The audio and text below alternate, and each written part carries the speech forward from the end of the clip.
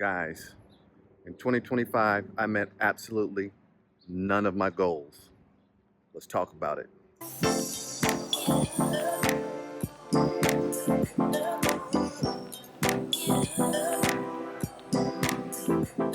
What's up, y'all? It's your boy G, San Francisco Bay Area, California. Aloha. 2025, I met absolutely none of my goals. Let's talk about it. It's been a year. it's life has been life, and it's just been a crazy year. And first off, let me just apologize by saying it's been a while since I talked to you guys. I got a new job and just been busy with that, so haven't had the opportunity to make any new videos for a couple months, so my apologies for that. By this time last year, I had created some goals for myself, and I thought I would have them accomplished by now, but apparently life has been lifing, and that hasn't been the case. There's been a few goals that I set out for myself, and today I'm just going to talk about 5 of them, with the first goal being my credit score. Last year around this time, I had a goal to reach 750 credit score. Back then my score was 740. Over the past year, my credit score has probably increased maybe 5 points. Of course, if you've been following me for a while, you'll know that I am recovering from bankruptcy. I filed for bankruptcy in 2021. And so over the past couple of years, I've been doing a lot of videos that outline my journey with recovering from bankruptcy. And so I wanted to share that with you guys to give you some pointers on, if you're going through the same thing, how you could recover as well. So it looks like I hit a plateau with my credit score. Like I said, it only went up about 4 or 5 points. And to be honest, I haven't really used a lot of my credit cards simply because I just really had no reason to. And if you haven't used your credit cards in a while, eventually your credit score will plateau. It just won't move up or it won't move down. Because of the inactivity on your cards, it could stay that way for a pretty long time. Usually with your cards, one of the factors that they look at is length of credit. So in order to increase your length of credit, it would take years for that to actually go up. I tried to do a couple things in order to increase my credit. I tried to dispute some information or some data on my credit report. And after Experian did some research, it was determined that there wasn't much they could do. The decision was upheld and there was no changes on my credit report. It was something about how one of my cards in the past wasn't aligned with what I was seeing on my credit report, so I tried to dispute it. Didn't work. I did ask my brother if he could put me on one of his cards as an authorized user.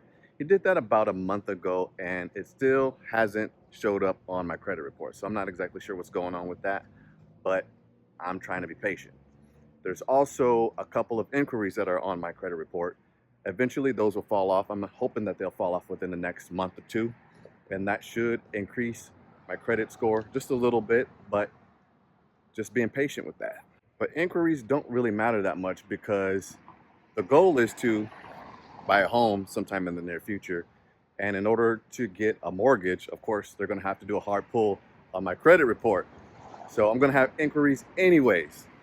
So guys, just know that if you don't use your cards in a long time, your credit report might not change that much at all. It all goes by, well, one of the factors, like I mentioned, is your credit age.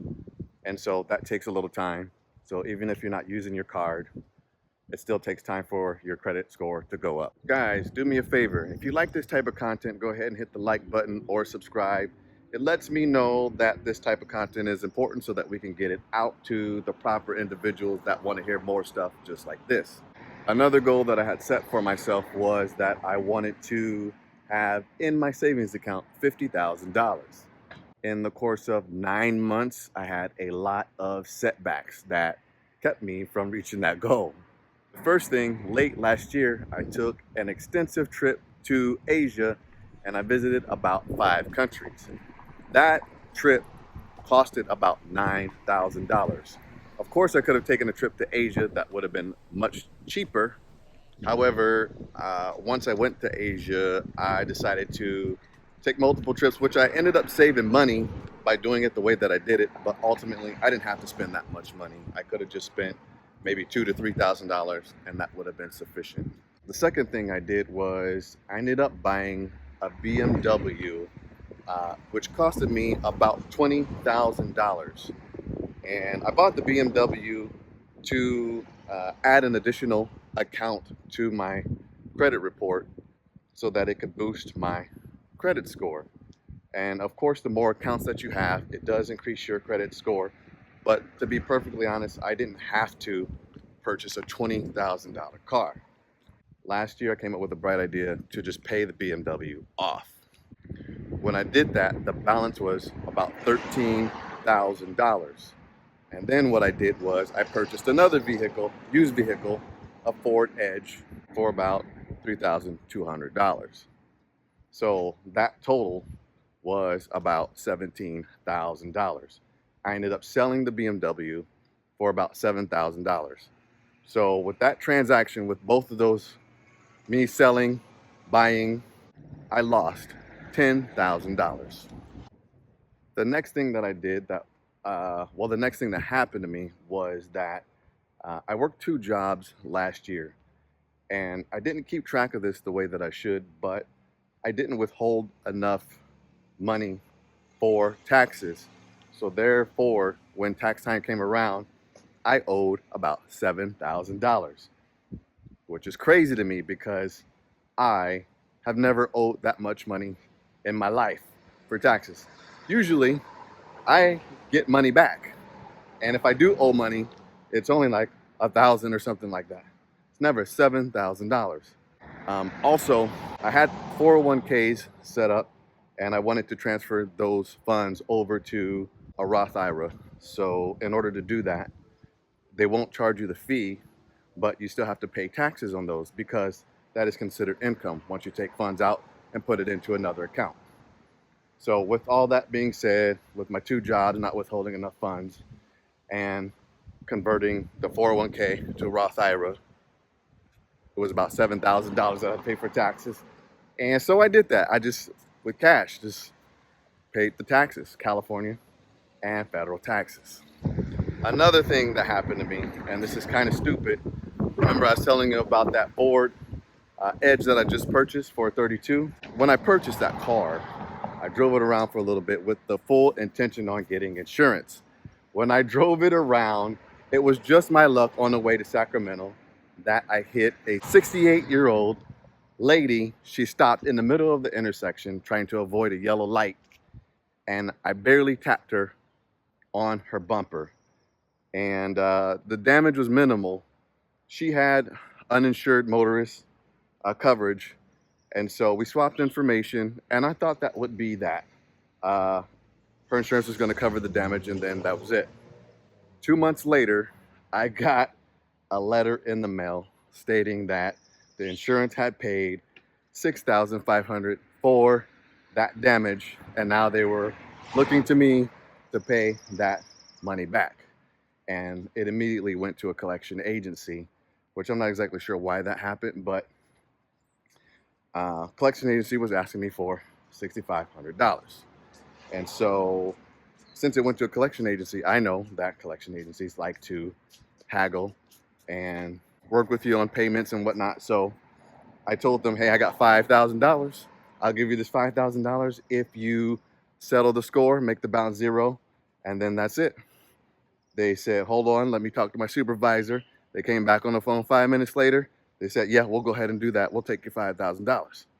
So with that being said, I had the trip for $9,000. I lost $10,000 on the vehicles. My taxes were $7,000.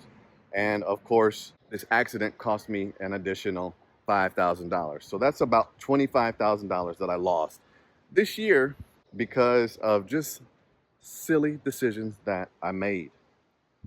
So I wasn't able to meet the $50,000 goal for my savings account. Right now, there's probably less than 20,000. A couple of other goals that I set out for myself that I didn't make as well. I wanted to have my A+ certification with CompTIA, and I signed up for that to take an online class, and it just didn't pan out the way that I thought it would. The class was extremely difficult. It was hard to understand the material online, and I got halfway through the course and I immediately knew that this was the type of course that someone would have to teach to me because it just wasn't connecting when I took it online. So that course was about $800. By the time the expiration date of the course passed, I didn't finish a lot of the tests, so I didn't get certified for that. That was a waste of money. So sometime in the near future, I will be looking to take the certification another way, hopefully through a classroom setting, so that if I have any questions, I'll be able to ask. Another goal that I set out for myself was my physical health. I'm very comfortable at around 160 pounds. I move better, I breathe better, I do physical activity better. However, for some reason or another, over the past year, I've just been hovering at 185 to 190 pounds, which to me, is just a lot of extra weight that I'm carrying. It's not comfortable. I feel bloated all the time. I'm just not mobile. It's just horrible. And I've been trying to do what I can to watch my weight. And if you know me, you know my lifestyle. It's been really hard to watch what I eat and to have physical activity and things like that. So I haven't been meeting my goal with that as well.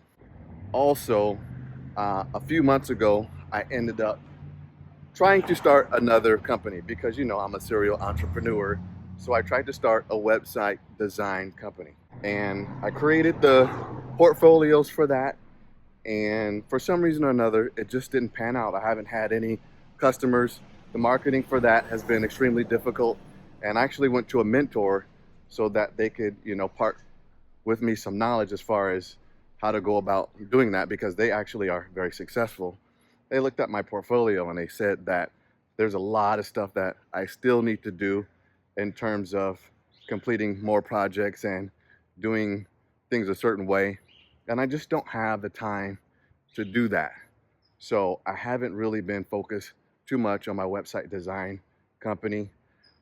Shameless plug, if you need a website, give me a holler. I may be able to help you with that. But that's another goal that I started and I didn't quite finish for myself. And that's just the way it goes. The only good thing that happened for me this year was, like I mentioned before, I started another job, which is a little bit of a pay increase. I just started, so I'm still trying to figure out whether or not this is a perfect job for me, but that is yet to be seen. So here are the takeaways as far as me setting my goals and not meeting any of them. As we navigate through this year, 2025, we are met with a lot of financial and economic uncertainty. Life is just more expensive, right? It costs about $100 just to go outside. So my message to you is give yourself some grace. Forgive yourself. Don't be too hard on yourself. There are 5 goals that I set out for myself and I didn't meet any of them. And that's okay. It's not a big deal. Who gives a crap, right? Life is not a sprint. It's a marathon. As long as you're moving forward, you're making progress, you're doing all right. And trust me, there's always somebody that's doing worse than you. Don't get discouraged. Keep setting your goals. Keep going on your journey. Make mistakes, fail forward, and learn along the way. You'll eventually get there to your end point, which is your goal. That is all that I have for you today. Thank you so much for watching. It's your boy G, San Francisco Bay Area, California. Y'all stay blessed. I'll holla at you later. Aloha. If this video was of value to you, like, comment, share, subscribe, and as always, it's your boy G. Be blessed. I'll holla at you later. Aloha.